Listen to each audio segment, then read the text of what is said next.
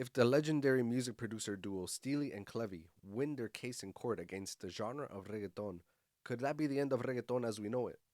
Hey everybody, what's going on? It's your boy Mario of Woke Up a Rebel, and I am here to bring you a new episode of Woke Up a Rebel Reacts. Thank you so much for joining me here on the YouTube channel. If you have not subscribed, please do so right below. If you're listening to this or checking this out on Spotify, thank you so much for being over there. If you have not subscribed or followed the podcast on Spotify, please do so as soon as you can. You can find it on Spotify, Apple Podcasts, and YouTube as well. The podcast is called Revelations Podcast. So I know it's a little different than what's happening over here on YouTube. We have the Woke Up a Rebel Reacts um, segments now that I'll be doing a lot more frequently. Please let me know in the comments if you enjoyed this episode. And there's one before this one where I am reviewing a song by local Toronto artist by the name of Diana de Los Angeles. So hopefully you check that out as well. Everything's going to be linked in the description box below. Okay, so let's get right into this. What are we talking about? We are talking about the legendary Jamaican music producers Steely and Clevie. And the case is they are basically trying to sue the entire genre of reggaeton. I did an episode back in February of the Revelations podcast, episode number 17. And I titled it Should Anyone Be Able to Own a Drum Pattern? Right? So I go a little in depth about it, at least up to that point, what was happening with the case. So if you'd like to check it out, please make sure you do. I'm going to link it in the description box below. Please hit follow when you get to the podcast. It's also available on Apple Podcasts and YouTube. Okay, so what are we talking about exactly? Where are we at? I decided to look this up the other day and I found some information, not so much of an update. I mean, that can bring some change at least to what's happening in the case. But I did find it interesting, and the latest information that I found on dancehallmag.com was from August 8th, 2023. I found a TikTok video that kind of briefly explains what happened from the beginning of the lawsuit. So let's check it out. We're going to head over here to this person's page, TikTok page.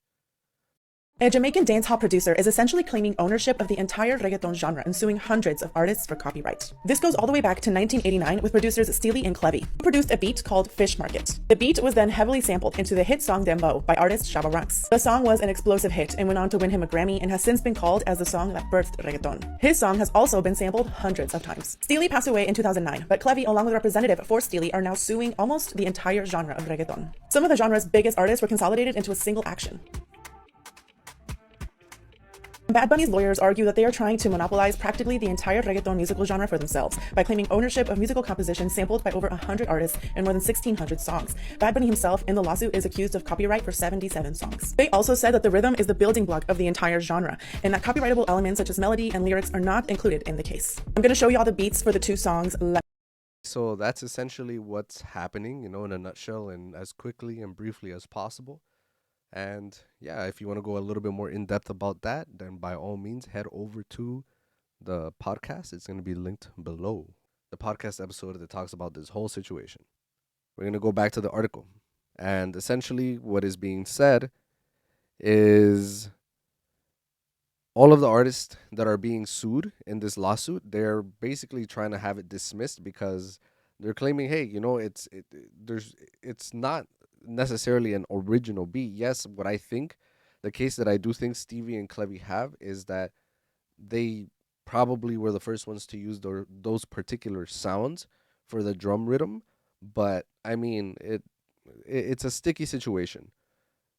I do believe that they should be compensated in some way for creating the rhythm, but how do you give royalties to a couple of producers for a drum beat that is being used that's been used in, I would say, hundreds of thousands of songs that are in the reggaeton genre? But essentially right now the songs that are being brought up are about 1800 songs. I think it is 1800. Even Drake was brought into this because of his song Mia and One Dance with Wizkid and Kyla. Yeah, so essentially there's not a whole lot of new information or that's come out, except that the law firms, right, that are representing all of the artists are basically trying to have this dismissed in court, right? They're saying that there's not enough to go by here to say that these guys own the drum pattern or the drum rhythm, and they should just dismiss it in court. Think that's as far as we are right now, right? Yeah, so there's over 1,800 songs implicated in the lawsuit. Even Justin Bieber was brought into this because of the Despacito track. Can you imagine that? So right now, what we are waiting for is this particular judge to dismiss the case altogether. That's what the law firms that are representing all of the artists are hoping for. That's what they're seeking. And the judge that is handling this case, his name is Andre Birote. Birote, I'm so sorry. And he is native born to Haitian immigrants, and he's the federal judge handling the monumental case, right? And he is going to, what does it say here? He is going to decide whether to grant or deny the motions to dismiss following hearings that are suggested to be held in September 2023. So I haven't been able to find anything updated or up to date from since then, since this August article. So we'll see what happens. We'll see where it goes from here. Once again, check out the podcast episode where I talk about all of this stuff up until that point in February, and it's not a whole lot has developed since. So you're still going to be getting up to date information, I guess you can say. But I really hope everybody finds a way to win in this situation. I do think that Steely and Clevie deserve something. I mean, it's kind of sucks because what it's looking like right now is the most they're gonna get is they're gonna get a props. Thank you for inventing this. But I do I think they deserve financial compensation? Absolutely. What does that look like? I have no idea. I have no idea. Do they get a little piece of every one of these songs, these 1,800 songs mentioned in the lawsuit? Who knows?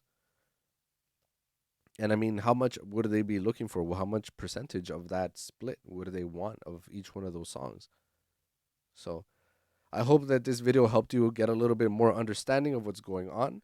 If you enjoyed the video, if you would like to continue supporting the Woke Up a Rebel Reacts videos, please let me know in the comments down below. That'd be great. It would be greatly appreciated. Thank you so much. Please give us a follow. When I say us, I mean Aisha and I. We are Woke Up a Rebel. We are DJs, music producers, podcasters, bloggers. You're going to find a link tree in the description box below that takes you to all of our content. Please follow us on Instagram at Woke Up a Rebel. So thank you so much. Please subscribe down below to our YouTube channel, and I'll check you in the next video.